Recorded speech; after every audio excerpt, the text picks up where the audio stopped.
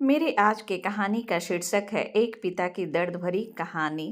दिल को छू लेने वाली कहानी। किसी गांव में एक छोटा सा बच्चा था।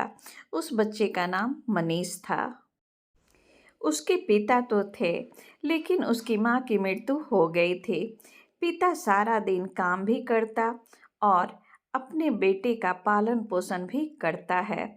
वह अपने बेटे को कभी माँ की कमी नहीं होने दिया।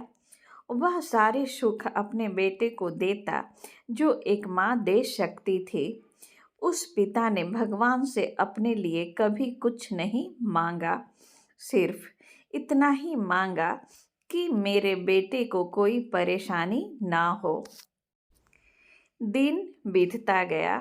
बेटा पढ़ लिख कर अफसर बन गया और वह शहर में रहने लगता है। कुछ दिन बाद वह अपने पिता से मिलने आता है और कहता है, पापा, मुझे कुछ पैसों की ज़रूरत है। मैं चाहता हूँ कि शहर में ही ज़मीन लेकर अपना घर बना लूँ। पिता इस बात को सुनकर बहुत खुश होते हैं। सोचते हैं कि मेरा बेटा एक ना एक दिन नाम करेगा। जिंदगी भर की बचाई हुई पूंजी को निकालकर अपने बेटे को दे देते हैं। बेटा शहर चला जाता है और उन पैसों से अपना घर बना लेता है। पिता इधर इंतजार करता रहता है कि मेरा बेटा फिर से आएगा। एक ना एक दिन तो मेरे पास आएगा ही, जाएगा कहाँ। उसके पास अब कोई नहीं जाता था, क्योंकि ना ही उस पिता के पास पैसे थे और ना ही रहने का जगह था। कुछ दिन बाद बेटा फिर लौटकर आता है और अपने पिता से कहता है, पापा, अब आप दादाजी बनने वाले हैं। पिता को बहुत खुशी होती है। इस बात को सुनकर वह कहते हैं, तू मुझे मेरी बहू और पोता से कब मिलाएगा। बेटा कहता है, बस पापा, थोड़े दिन और। पापा, मुझे कुछ पैसों की ज़रूरत है, क्योंकि मुझे किसी कारण से कुछ दिनों के लिए नौकरी से निकाल दिया गया है। पिता के पास कुछ नहीं रहता है देने के लिए, लेकिन फिर भी कहता है, अच्छा बेटा तू रुक, मैं अभी आया कुछ पैसों का बंदोबस्त करके।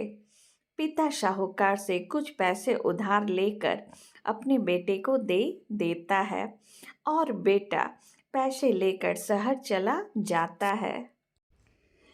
बरसों बीत जाते हैं। पिता सोचते हैं कि मैं तो अब दादाजी बन गया। मेरा बेटा अब तक मेरे पोते को लेकर मुझसे मिलने नहीं आया।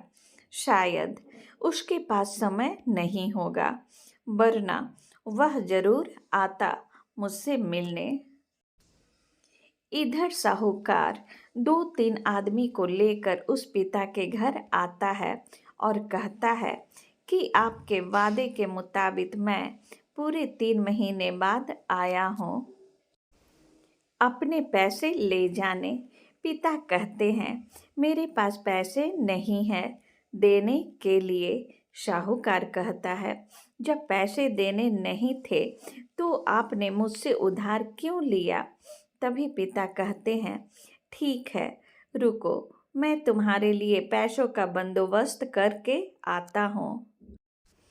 और वहाँ के नज़दीकी अस्पताल में चले जाते हैं।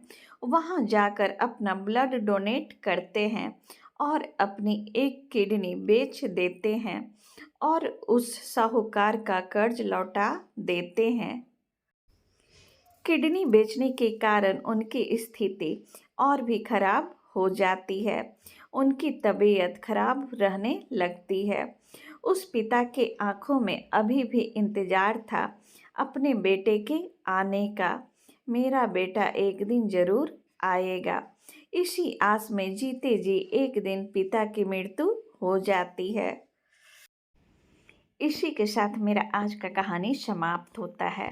मेरा आज का कहानी कैसा लगा प्लीज़ कमेंट करके बताइएगा।